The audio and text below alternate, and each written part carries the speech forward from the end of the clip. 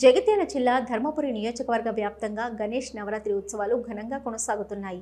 నియోజకవర్గంలోని గొల్లపల్లి మండలం చిల్వకోడూరు గ్రామంలోని బాల గంగాధర్ తిలక్ యూత్ ఆధ్వర్యంలో కొలువుదీరిన గణనాథుడు విశేష పూజలు అందుకుంటున్నారు.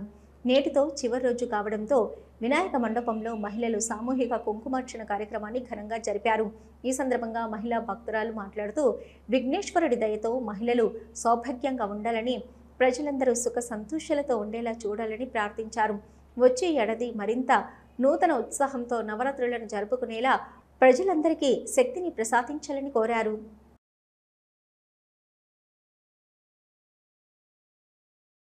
ఈరోజు చిలకూడూరు గ్రామంలో శ్రీ బాలగంగాధర్ తిలక్ యూత్ ఆధ్వర్యంలో గణపతి నవరాత్రుల సందర్భంగా మహిళలందరూ కలిసి కుంకుమ పూజ నిర్వహించుకున్నాము. ఈ కార్యక్రమంలో పాల్గొన్నందుకు మేము ఎంతో సంతోషపడుతున్నాము.